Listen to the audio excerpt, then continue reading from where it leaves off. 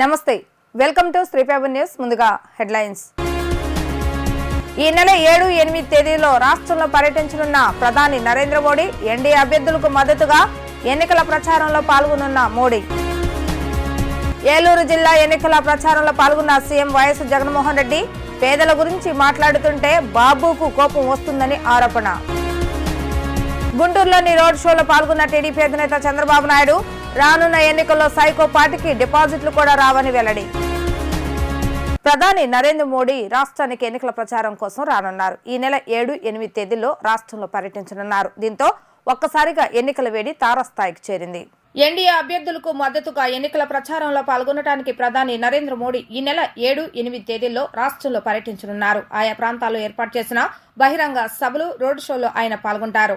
Rajamahendravaram Lok Sabha NDA అభ్యర్థి పురంధేశ్వరికి మద్దతుగా 7వ తేదీన సాయంత్రం 3:30 వేమగిరిలో ఏర్పాటు చేసిన బహిరంగ సభలో మోడీ ప్రసంగిస్తారు.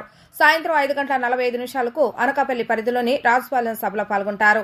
8వ తేదీన సాయంత్రం 4 గంటలకు పిల్లేరు సభలో పాల్గొని రాత్రి 7 గంటలకు విజయవాడలో ఇందిరాగాంధీ స్టేడియం నుంచి బెన్ సర్కిల్ వరకు రోడ్ షో నిర్వహిస్తారు.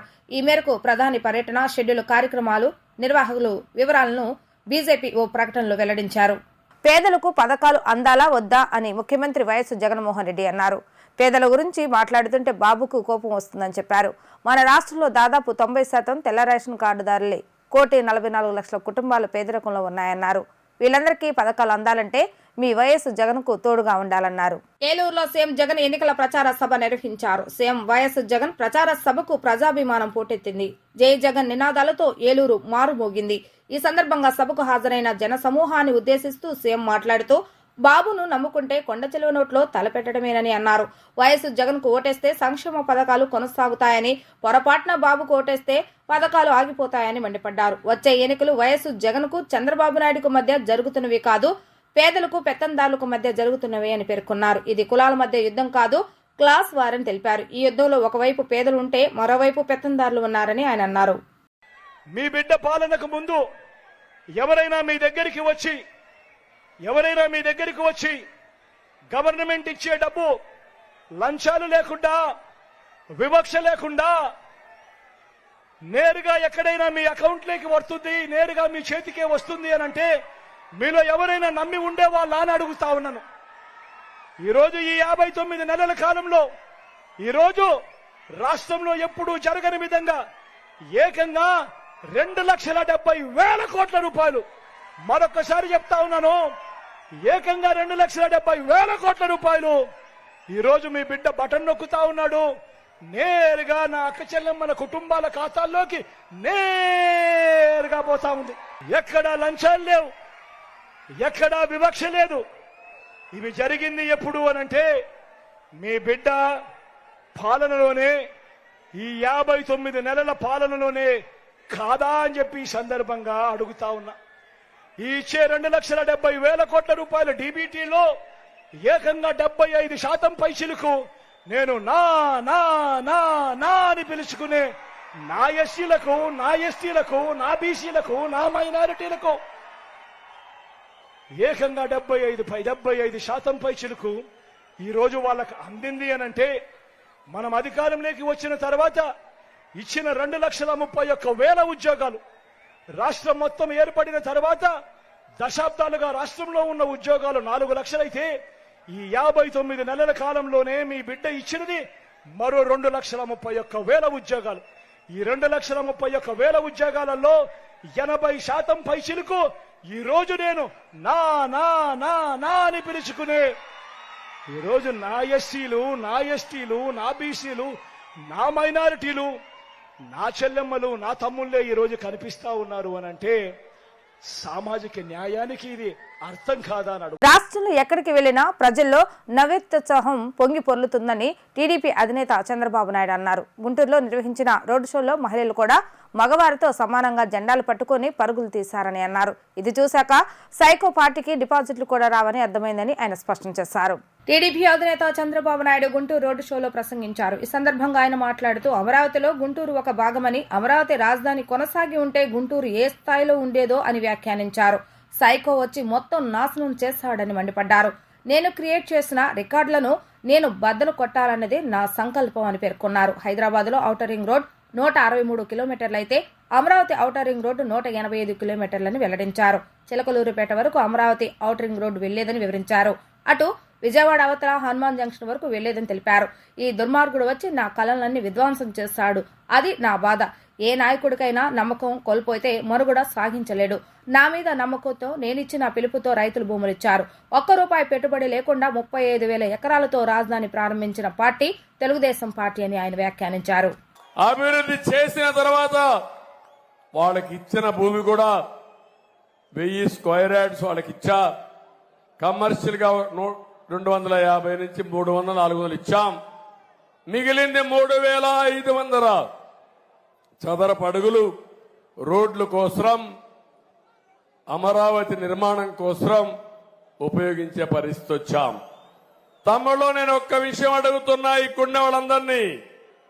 2019లో మీ భూమి విలువ ఎంత, ఇప్పుడు మీ భూమి విలువ ఎంత తమ్ముళ్ళు అని అడుగుతున్నా. ఏమంటారు మీరు? అవునా కాదా? భూమి విలువ పెరిగిందా తగ్గిందా?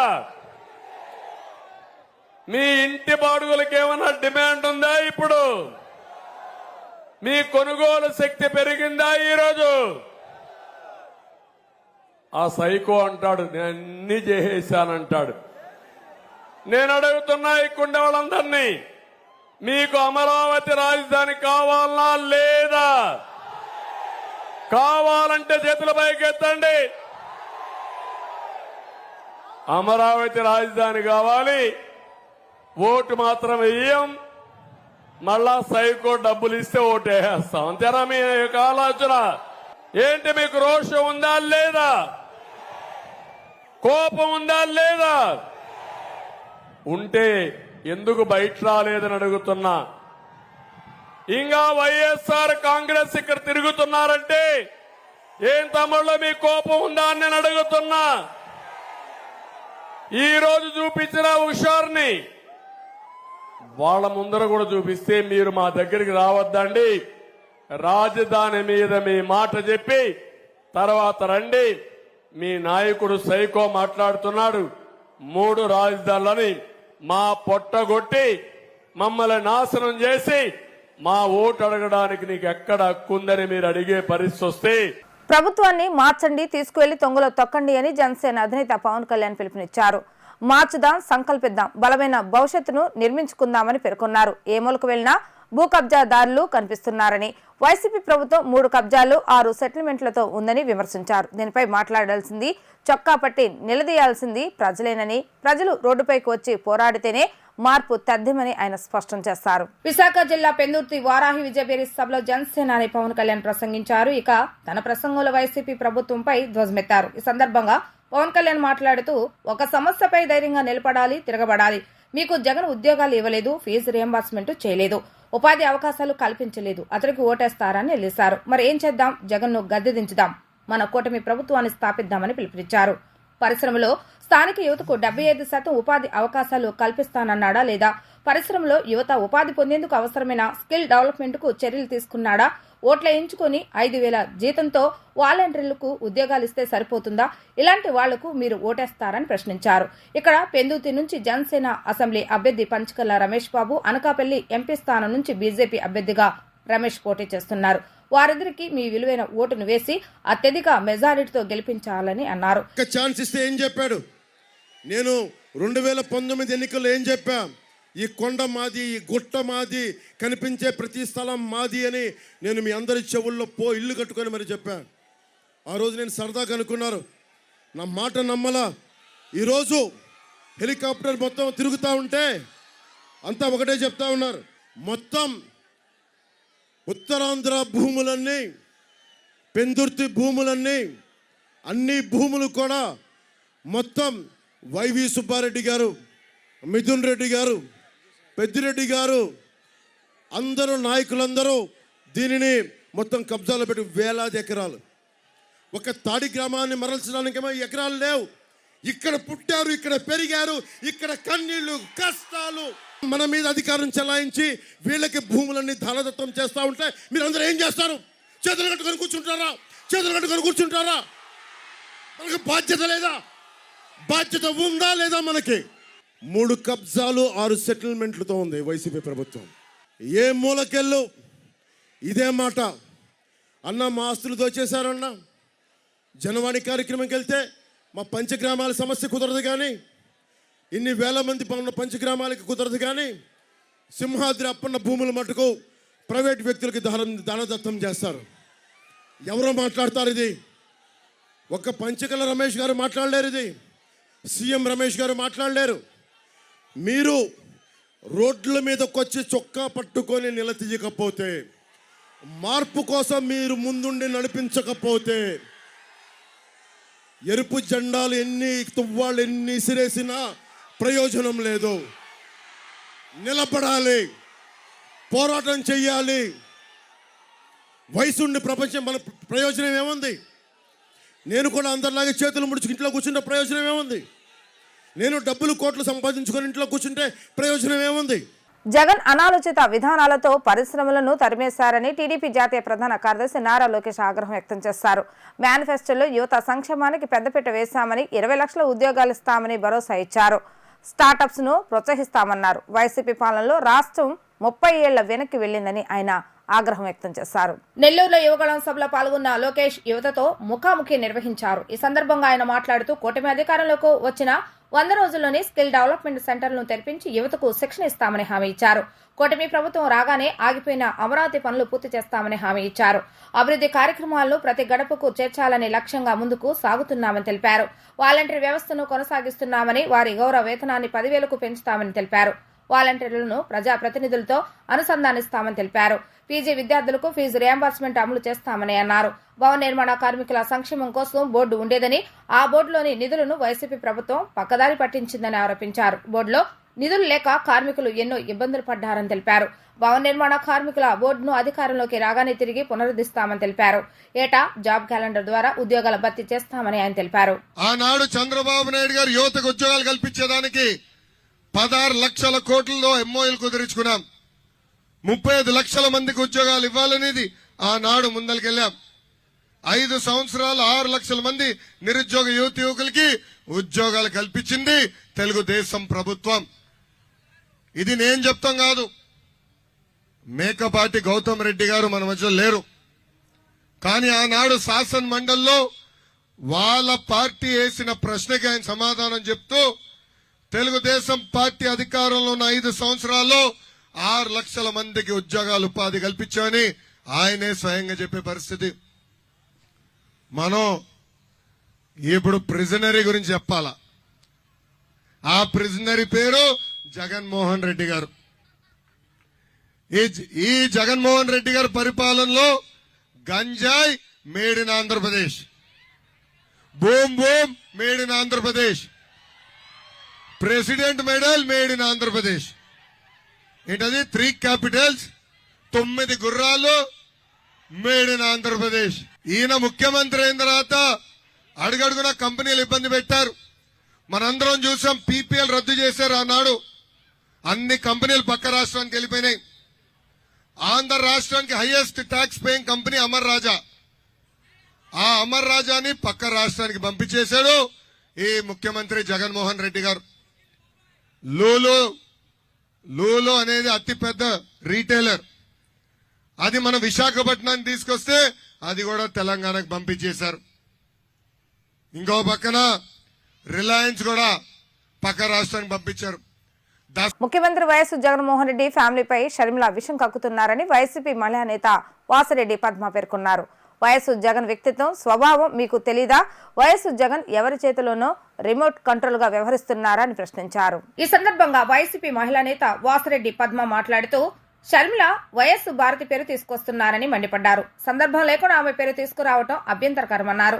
భారతి వేకువజామునే ఫోన్ చేశారని, మీకు ఎవరు చెప్పారో సునీత సమాధానం చెప్పాలని నిలదీశారు. కట్టగదులు అల్లుకుంటూ మాట్లాడుతున్నారు. భారతిపై దుమ్మెత్తిపోయడం దారుణమని ఆమె ఆగ్రహాన్ని వ్యక్తం చేశారు. షర్మిల తెలంగాణలో పార్టీ పెట్టి ఎంతో మందిని సర్వనాశనం చేసి చాపు చుట్టేశారు. కారణం లేకుండా పార్టీని క్లోజ్ చేసుకుని వచ్చారని మండిపడ్డారు. చంద్రబాబు నాయుడు చేతిలో కీలుబొమ్మ షర్మిల అని విమర్శించారు. ఆయన జేబు బొమ్మల్లాగా షర్మిల, సునీతాలు మాట్లాడుతున్నారని మండిపడ్డారు. వ్యక్తిగతమైన ఎజెండాతో షర్మిల మాట్లాడుతున్నారు. అసలు మీ ఎజెండా ఏంటో చెప్పండి అంటూ ఆమె ప్రశ్నించారు. అంటే వైఎస్ఆర్ కాంగ్రెస్ పార్టీ ఓటు బ్యాంకును చీల్చడమే షర్మిల ఎజెండా అనేది ఆమె చాలా స్పష్టంగా సూటిగా చెప్తూ ఉన్నారు. ఆమె మాటలు గాని చేతలు గాని వైఎస్ఆర్ కాంగ్రెస్ పార్టీ ఓటు బ్యాంకుకు గండి కొట్టడమే అనేటటువంటిది ఈ రోజు మాట్లాడుతూ ఉన్నారు. వైఎస్ఆర్ కాంగ్రెస్ పార్టీ ఓటు బ్యాంకుకు గండి కొట్టాల్సిన అవసరం ఎవరికి ఉంది? ఆ ఉత్సాహం ఎవరికి ఉంది? ఆ టార్గెట్ ఎవరిది? అసలు చంద్రబాబుది. ఆ టార్గెట్ కోసమే బీజేపీని కలుపుకున్నాడు, జనసేనని కలుపుకున్నాడు, ఒక పక్కన షర్మిల్ని కూడా దువ్వుతూ ఉన్నాడు. షర్మిల చంద్రబాబు చేతిలో కీలుబొమ్మగా మారి నీ రిమోట్ కంట్రోల్ అంతా అక్కడుంది. ఇవాళ తెలంగాణలో మిమ్మల్ని కాంగ్రెస్ పార్టీలో అడుగు కూడా పెట్టకుండా చేసినటువంటి రేవంత్ రెడ్డి ఇవాళ అన్ని రకాలుగా ఆంధ్రప్రదేశ్ లో సహాయ సహకారాలు అందిస్తున్నాడంటే ఎవరి చేతిలో మీరు కీలుబొమ్మలుగా ఉన్నారో, ఎవరి జేబుల్లో మనుషులుగా ఉన్నారో తెలియదు అనుకుంటున్నారా? మాట్లాడితే ఎదురుదాడి చేయడం, ఇష్టం వచ్చినట్లు మాట్లాడడం, జగన్మోహన్ రెడ్డి గారి వ్యక్తిత్వం మీద ఈ రోజున ఎంతో మంది లక్షల కోట్ల మంది ప్రజల అభిమానాన్ని పొందినటువంటి నాయకుడిగా ఉన్నటువంటి జగన్మోహన్ రెడ్డి గారి మీద కేవలము చెల్లెళ్ళు పంపిస్తూ ఉంటే వీళ్ళు పర్సనల్ ఎజెండాలతోటి ఏది మంచి ఏది చెడు అనేటటువంటి విచక్షణ కూడా మర్చిపోయి ఇష్టానుసారం మాట్లాడుతున్నారు. చంద్రబాబుకి మేలు చేయడానికి ఈ రోజున వీళ్ళు ఎంతగా తాపత్రయపడుతున్నారో, ఎంత ఉత్సాహపడుతున్నారో, చంద్రబాబు మనుషులు అని ముద్ర వేయించుకోవడానికి వీళ్ళు చూపిస్తున్నటువంటి ఉత్సాహం రంగు దగ్గర నుంచి, హావభావాల దగ్గర నుంచి, ప్రతి అడుగులో, ప్రతి మాటలో, ప్రతి చర్యలో కూడా వీళ్ళు మేము చంద్రబాబు మనుషులమే అని ఉత్సాహంగా ప్రకటించుకుంటా ఉన్నారు. మీకు ఎలాంటి గతి పడుతుందో అనేటటువంటి ఒక రకమైనటువంటి దృశ్యం ఈ రోజున మేము చూస్తా ఉన్నాం. ఒక వారం 10 రోజుల తర్వాత, పోలింగ్ అయిన తర్వాత, మే 13 తర్వాత అసలు మీరెవరో కూడా తెలియదు. ప్రజల భూములు కాజేసేందుకు వైసీపీ ప్రభుత్వం ల్యాండ్ టైటిలింగ్ యాక్ట్ కొత్త మోసానికి తెరలేపిందని బీజేపీ మహిళా నేత సాధినేని యామిని శర్మ విమర్శించారు. బీజేపీ రాష్ట్ర కార్యాలయంలో నిర్వహించిన విలేకరుల సమావేశంలో ఆమె మాట్లాడుతూ కేంద్ర ప్రభుత్వం ఇచ్చిన మోడల్ డ్రాఫ్ట్ ను వైసీపీ ప్రభుత్వం భూదోపిడికి అనుకూలంగా మార్చుకుని చీకటి జీవోలోకి తెచ్చిందని ఆరోపించారు. 5 ఏళ్లుగా వైసీపీ నాయకులు ప్రభుత్వ దేవాలయ భూములను దోచుకున్నారన్నారు. ప్రజలు ఎంత చీత్కరిస్తున్నా, ఎంత వ్యతిరేకిస్తున్నా, ఏమాత్రము కొంచెం కూడా మార్పు అనేది లేకుండా, కనీసం మనస్సాక్షి కూడా లేకుండా మళ్ళీ ప్రజలని మాయ చేయాలని, మభ్యపెట్టాలని, మోసం చేయాలని పదే పదే వైసీపీ పార్టీ, జగన్మోహన్ రెడ్డి గారు చేస్తున్న ప్రయత్నం చూస్తుంటే ఈ రాష్ట్ర ప్రజలపైన ఎందుకు ఈయనంత కక్ష కట్టారనేది నిజంగా అర్థం కావట్లేదు. ఆంధ్ర రాష్ట్రం పైన కక్ష కట్టింది వైసీపీ ప్రభుత్వం, వైసీపీ పార్టీ. ఈ రాష్ట్రంలో ప్రజలని సంతోషంగా ప్రజలు ఉండడం ఈయనకి ఇష్టం లేకుండా అయిపోయింది. నిన్న నుంచి ఒక కొత్త స్టోరీ చెప్తా ఉన్నారు. ల్యాండ్ టైటిలింగ్ గురించి వచ్చేటప్పటికీ ప్రజలందరూ కూడా వ్యతిరేకిస్తూ మా భూముల పైన, మా పత్రాల పైన నీ పెత్తనం ఏంది బాబు అని చెప్పని, నీ ఫోటో ఏంది, నీ స్టిక్కర్ ఏంది, స్టిక్కర్ల గోల్ ఏంటి, మీ ప్రచార పిచ్చేంటి అని చెప్పని ప్రజలు నిలదీస్తూ ఉన్నారు. దాని నుంచి తప్పించుకోవడం కోసం ప్రజలకి గుట్టు రట్టు అయిపోయింది. వారు ఇప్పటి వరకు లోపల జీవోలు ఇచ్చుకొని పైకి ఏమీ లేదు, అంతా బాగానే ఉంది, మేము ప్రజల కోసమే చేస్తున్నాము, రైతుల కోసం మంచి చేయబోతున్నాము అని నాటకాలు ఆడుతూ మోసపు మాటలు చెప్తూ లోపల చాప కింద నీరులాగా ఈ రాష్ట్ర ప్రజల యొక్క భూముల్ని నాక్కునే విధంగా ఒక పెద్ద కుట్రకి పన్నాగం పన్నుతున్నారు అనేది బహిర్గతం కాగానే ఇప్పుడు మళ్ళీ భుజాలు తడిమేసుకుంటూ కేంద్రం పైన నెట్టేస్తున్నారు. కేంద్రం చెప్పింది కాబట్టి మేము కూడా మొట్టమొదటి రాష్ట్రము ఇంప్లిమెంట్ చేస్తున్నామని. అసలు కేంద్రం గురించి మాట్లాడడానికి, కేంద్రాన్ని విమర్శించడానికి ఏమాత్రం అర్హత లేనటువంటి పార్టీ వైసీపీ. చంద్రబాబు నాయుడు నోటిని అదుపులో పెట్టుకో, నువ్వు గెలిచే పరిస్థితి లేదని గుర్తుంచుకో అని వైఎస్ఆర్సీపీ ఎమ్మెల్యే టీజీఆర్ సుధాకర్ బాబు హెచ్చరించారు. చంద్రబాబు నాయుడు దుర్మార్గ హత్య రాజకీయాలకు ప్రజలు త్వరలో సమాధి కడతారన్నారు. వైసీపీ కేంద్ర కార్యాలయంలో ఏర్పాటు చేసిన విలేకరుల సమావేశంలో ఎమ్మెల్యే టీజీఆర్ సుధాకర్ బాబు మాట్లాడుతూ చంద్రబాబు నాయుడు, పవన్ కళ్యాణ్లు ప్రజల్ని తప్పుదోవ పట్టిస్తున్నారని ఫైర్ అయ్యారు. సేమ్ వాయిస్ జగన్పై చంద్రబాబు నాయుడు పవన్లు వ్యక్తిగతంగా పదే దారుణ వ్యాఖ్యలు చేస్తున్నారని చెప్పారు. ఎన్నికల సమయంలో ప్రజలకు ఏం చేస్తారో చెప్పాలని డిమాండ్ చేశారు. ఓటమి కళ్ళెదుట కనిపిస్తుండటంతో 40 ఏళ్ల అనుభవం ఉన్న చంద్రబాబు నాయుడు ఏం మాట్లాడుతున్నారో అర్థం కావటం లేదన్నారు. వైఎస్ జగన్పై నోరు జారావు, ఎవరికి సమాధి కట్టారో గుర్తు తెచ్చుకో అంటూ హెచ్చరించారు. ఈ రోజు 2024 ఎన్నికల్లో నీ పార్టీకి శాశ్వత సమాధి కట్టబోతున్నారనే అంశం నిజం కాదా? నీ దుర్మార్గపు రాజకీయాలకు పూర్తి సమాధి జరగబోతుంది. నీ హత్య రాజకీయాలకు పూర్తి సమాధి జరగబోతుంది. నీ పార్టీ మూతేసుకొని నువ్వు తెలంగాణకు పారిపోయే రోజు వచ్చేసింది. పోలవరం గురించి నువ్వేం మాట్లాడతావు? నీ గురించి మోడీ 2019 ఎన్నికలలో నువ్వు పోలవరం నిర్మాణాన్ని ఓ ఏటీఎం లాగా వాడుకుంటున్నావని చెప్పిన మాట నిజం కాదా? నేను పవన్ కళ్యాణ్ కూడా అడుగుతున్నా. పవన్ కళ్యాణ్ వెళ్ళి పోలవరం ప్రచారంలో అడుగుతున్నాడు. ఆయన ఏమన్నాడు? పోలవరాన్ని మేమేదో ఆపేసినట్టు, నిర్మించలేకపోయినట్టు ఆయన చెబుతున్నాడు. ఏమయ్యా, నువ్వు 2014లో ప్రచారానికి వచ్చినప్పుడు, మోడీ నువ్వు చంద్రబాబు నాయుడు ప్రచారానికి వచ్చినప్పుడు, మీరు అడిగి ఓట్లు అడిగి అధికారంలోకి వచ్చినప్పుడు 2014 నుంచి 19 వరకు మీరు అధికారంలో ఉండినప్పుడు, అనగా నీ కూటమి అధికారంలో ఉండినప్పుడు ఆనాటి జలవనరుల శాఖ మంత్రి అయిన మరి ఉమా ఏం చెప్పాడు? 2018 డిసెంబర్ నాటికి అయిపోతుంది అని చెప్పాడు. అయిందా? కాలేదు కదా.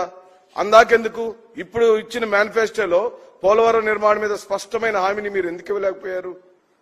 అలాగనే కేంద్రం నుంచి హక్కుగా ఆంధ్ర రాష్ట్రానికి రావాల్సిన పోలవరం నిర్మాణానికి కావాల్సిన నిధుల సమీకరణ బాధ్యత 2014-19 కాలంలో నువ్వు, చంద్రబాబు నాయుడు, మోడీ గారు ఎందుకు తీసుకోలేదని అడుగుతున్నాం. పోనీ ఇప్పుడైనా ఇస్తారా? ఇప్పుడు మేనిఫెస్టోలో అయినా పెట్టారా? స్పష్టమైన పోలవరం నిర్మాణ హామీ మీద మీరు అని చెప్పారా అంటే మీరు చెప్పలేదు. అదేమంటే ముగ్గురు కలిసి పోటీ చేస్తారట, ఇద్దరు మాత్రమే మేనిఫెస్టో పట్టుకుంటారట. ఏమై ఎందుకు పట్టుకోవట్లేదు బీజేపీ వాళ్ళని అడిగితే ఆ మేనిఫెస్టోతో మాకు సంబంధం లేదని బీజేపీ వాళ్ళు చెప్పారు. సాయంత్రానికి మళ్ళీ ట్వీట్ ఇచ్చారు. ఏమని? మాకు చెప్పే చేశారన్నారు కానీ ఆ ఎన్నికల హామీలకు మేము బాధ్యులమని బీజేపీ ఎక్కడని చెప్పిందా? కేంద్రం యొక్క నిధులతో ఈ రోజున రాష్ట్రానికి ముడిపడిన రాజధాని నిర్మాణపు ఖర్చులు, పోలవరం నిర్మాణపు ఖర్చులు, రైల్వే జోన్ విషయం, అలాగే స్టీల్ ప్లాంట్ విషయం, రామాయపట్నం పోర్టు విషయం ఎక్కడ మాట్లాడలేదు మీరు. గన్నవరం మండలం మెట్టపల్లిలో శ్రీనివాస్ గార్డెన్స్ లో ఇటీవల సీజ్ చేసిన 10,500 లీటర్లు 58,032 గోవా మద్యం సీసాలను పొట్టిపాడు టోల్ ప్లాజా సమీపంలో సర్వీస్ రోడ్లో అధికారులు ధ్వంసం చేశారు.